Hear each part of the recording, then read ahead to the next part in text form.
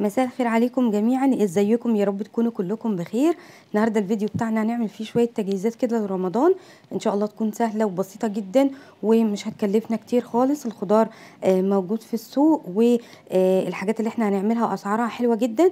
نقدر ان احنا كل اسبوع نعمل حاجه باذن الله، على ما يجي رمضان كده ان شاء الله يكون بيتنا مليان كده بالخير باذن الله. فيلا بينا كده نسمي الله ونصلي على الرسول ونحط لايك للفيديو ونشترك في القناه ونبدا مع بعض.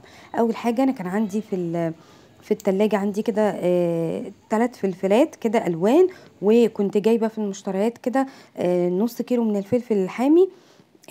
فابتديت بقى اعمل الفلفل الالوان ده، قطعته كده جوليان كده. طبعا احنا بنستخدمه في حاجات كتير هقول لكم برضو عليها. وجبت طبق فيه ميه سخنه وحطيت معلقه سكر، وهقلب السكر ديت في الميه السخنه دي. الحركه دي حلوه جدا، بتخلي الفلفل معاكي لما بتيجي تخرجيه من الفريزر بيبقى مقرمش كده، مش شارب ميه ولا دبلان.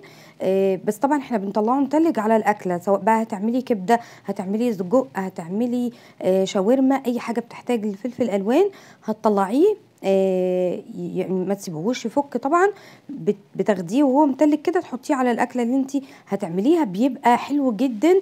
انا جربت الطريقه دي وجربت ان انا اشيله من غير ما احط ميه سخنه عليه بالسكر دي. بصراحه زي ما بقول لكم كده طلع دبلان وشارب ميه كده من الفريزر، يعني ما كانش عاجبني. فالطريقه دي حلوه جدا، جربوها هتعجبكم قوي. يا دوبك دقيقه واحده بس وبطلعه بمصفى كده، وبعدين بحطه بقى في العلب او الاكياس براحتكم خالص.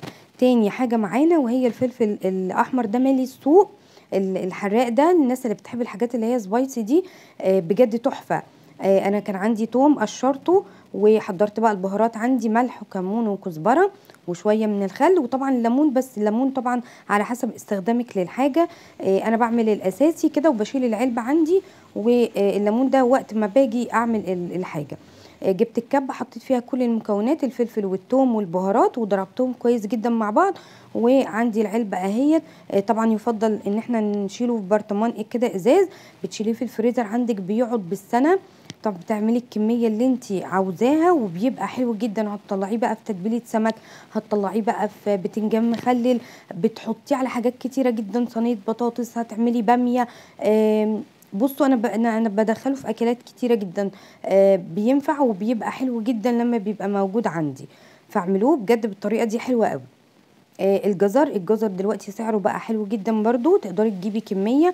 انا طلعت بواقي التلاجة يعني، عشان كده مش عامله كميات. بشرته بالمبشره وحطيته في العلبه او في كيس كده متبطط، وبتطلعيه بتكسري الحته اللي انت عايزاه وبتحطيه بقى على السلطه، في الحشوات لو بتعملي مفروم او كده، وبيبقى حلو جدا. طبعا الطماطم برضو من الحاجات الحلوه قوي، لازم نستغلها. جبت كميه كويسه كده من الطماطم. يعني دي كانت ب8 جنيه، وفي ناس بتبيعها ب6.5.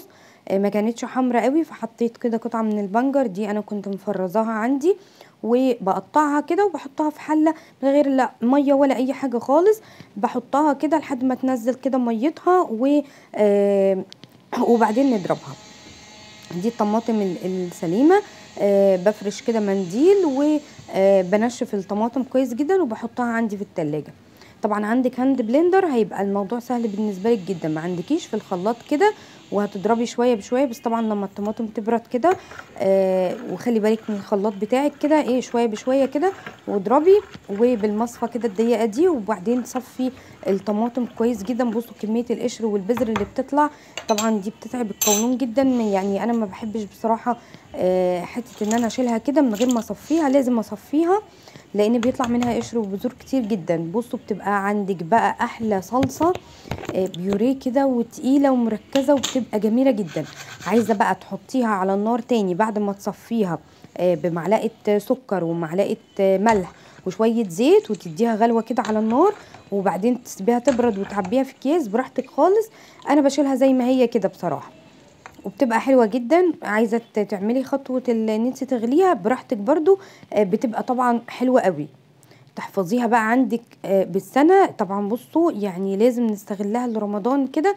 وممكن كمان تعملوا التسبيكه بتاعه المحشي وتشيلوها، بتبقى برضو حلوه جدا. انا جربتها كذا مره حلوه بطريقه فظيعه، وبتنقذك جدا، وبتبقى بصوا من اسهل الحاجات اللي انت تقدري تعملي بقى محشي، ان انت يبقى عندك كده الصلصه جاهزه عندك في الفريزر، والخضره كمان موجوده على الصلصه متسبكه جاهزه، بس يفضل ما تحطيش بهارات يعني عليها. بصوا بقى، انا بجيب كوبايه البس فيها الكيس. طبعا انتوا اكيد حفظتوا الطريقه بتاعه حفظ بتاعه الصلصه ديت، يعني ان انا بجيب كوبايه بلبسها الكيس، وبعدين باخد على قد بقى ايه الطبخه، وببطط كده الكيس وبتنيه، وبجيب كده طبق احط عليه الاكياس كده. متخافوش مش هتدلق ولا اي حاجه خالص، احنا بنحطها كده في الفريزر بتجمد، وبعد كده نشيل الطبق. والطريقه دي بتبقى حلوه جدا، ان انت ما يبقاش عندك مكان في الفريزر، يعني لو مش عندك مكان مش هتاخد معاكي مكان خالص. تمام. جبت برضو كميه من اللوبيا، طبعا احنا بنحبها. عايزه تعملي اي نوع بقوليات تانية براحتك خالص، ممكن تعملي فاصوليا. بتجيبي انا نقعتها من بالليل علشان تبقى سهل في التسويه معايا، ما تاخدش معايا وقت. ده طبعا بيقلل في الغاز، وبيقلل في الوقت، ويعني بصوا بتبقى برضو حلوه جدا. انا على طول بعمل اول الشهر الفول واللوبيا كده مع بعضيهم، عشان دول بياخدوا وقت كده في السوى.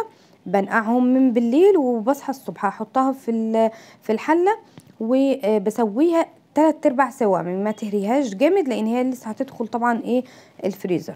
وبتطلعيها على مصفى كده، وبتعبي بقى ايه براحتك خالص بقى. الكميه اللي انت عايزاها بتحطي في الكيس على قد الايه الكميه اللي انت محتاجاها.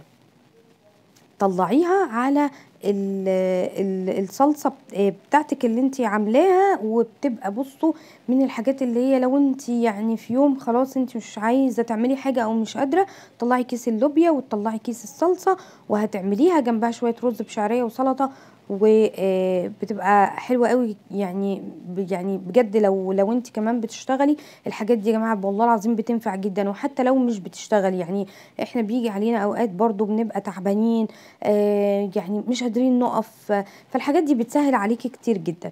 تابعوني كمان في الفيديوهات اللي جايه، ان شاء الله هنعمل تفريزات حلوه جدا جدا بجد، هتعجبكم قوي سواء لرمضان او غير رمضان. يعني انا بعمل التفريزات دي على طول، بتنجز معايا وبتسعفني، وما بصدق الاقي في السوق اي حاجه سعرها كويس لازم اجيبها وكده وافرز منها. الحاجات دي يا جماعه يعني ما بتقعدش كتير في الفريزر، عشان الناس اللي هتقعد تقولي بس التفريزات واحنا بنجيب يوم بيوم والحاجات طازه ومش عارفه ايه. يعني انا بستهلكها على طول، بسحب منها على طول، ما بعدهاش للسنه في الفريزر او حاجه يعني. بس انت بتتعبي في يوم كده بتجهزي شويه حاجات، بتريحك بقى اسبوعين شهر على حسب الكميه اللي انت بتعمليها. لان احنا مش لاقيين صحتنا يا جماعه، يعني احنا مش هنفضل واقفين في المطبخ كده على طول، فالحاجات دي بتنجز جدا معايا. يا ريت لو وصلتي معايا لحد هنا تحطي لايك للفيديو، وتشتركي بقى بالمره في القناه. ان شاء الله هنعمل فيديوهات حلوه جدا ان شاء الله لرمضان باذن الله.